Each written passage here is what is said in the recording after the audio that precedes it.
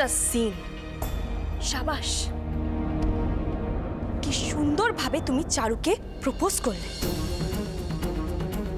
তোমার এই কথাগুলো যদি সত্যি হয় তাহলে কি এটা মিথ্যে? এনগেজমেন্ট ভেঙে যাবার পর তুমি আমাকে এই আংটিটা পরিয়ে দিয়েছিলে, আর সেটার উইটনেস কিন্তু তোমার বাবা, আমার বাবাও ছিলেন।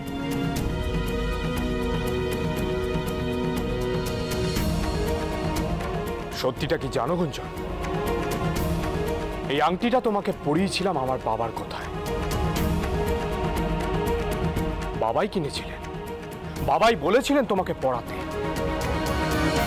আর আমি তো বাবার 10 টাকা যেভাবে করি সেভাবেই করেছিলাম। এসবের মানে কি মিহির? সেটা বাবাকে জিজ্ঞেস করো, উনিই ভালো বলতে পারবেন।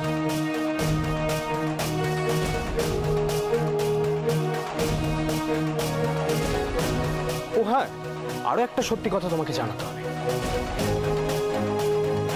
এইটা দেখছো? এইটা আমার ভালোবাসা।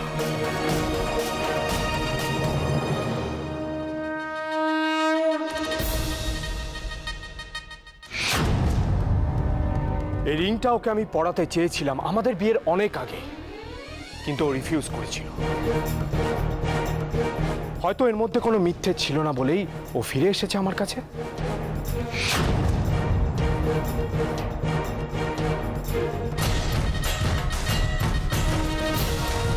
কিছু তো জোর আছে ভালোবাসা, নাহলে এই রিংটা ওর হাতে থাকতো না। তবে হ্যাঁ, তোমার হাতে যে রিংটা রয়েছে তার থেকে এটার দাম হয়তো অনেক কম, কারণ খুব তাড়াহুড়োয় কিনেছিলাম তো, সুন্দর দেখে কিনতে পারিনি। কিন্তু এটা আমার ভালোবাসার চিহ্ন। তুমি এই মেয়েটার জন্য আমাকে এভাবে ইনসাল্ট করলে? না, ইনসাল্ট করিনি তো। তোমার মনে একটা কনফিউশন ছিল, কোনটা সত্যি কোনটা মিথ্যে তুমি জানতে চেয়েছিলে, সেটা আমি জানিয়ে দিলাম।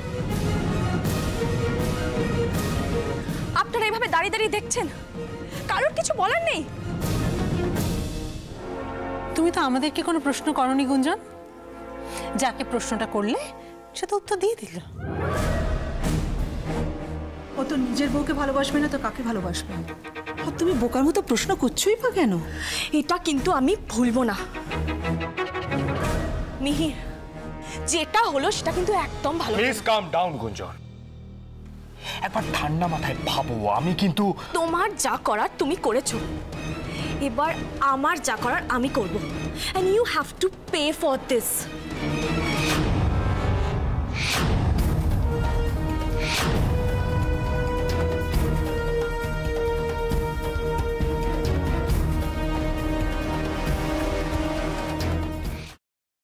আমি এই সব কিছু বন্ধ করতে পারি, কিন্তু একটা শর্তে। তোমাকে আর দুর্গাকে আমাকে ছুঁয়ে কথা দিতে হবে, এর সাথে তোমরা কোনো যোগাযোগ আর রাখবে না। শোনো, আমরা এখনো তোমার মতন এতটা পাথর হয়ে যায়নি। তোমাকে ছুঁয়ে আমি এত বড় কথাটা, এটাই আমার শেষ কথা তোমাকে। দাদা ভাই, পুতুলটা না দিয়ে এসেছি। আস্তে, একেবারে বজরংবলী আন্টির হাতে দিয়েছো তো? না, আমরা তো দরজা দিয়ে গড়িয়ে দিয়েছি, ঘরে তো ঠাম্মু ছিল তাই ঢুকতে পারিনি। মা ঘরে ছিল? এ বাবা, যদি মার হাতে পড়ে তাহলে তো মুশকিল। ওনার কোনো সর্দারজির সাথে পরিচয় ছিল? সর্দারজি? না। ঠিক আছে, আমি তাও বলবো আপনারা একটু ঠান্ডা মাথায় ভাবুন। আসলে আমার জানাটা খুব দরকার। আমি তাহলে আসি, কিছু মনে পড়লে আমাকে অবশ্যই জানাবেন। আচ্ছা।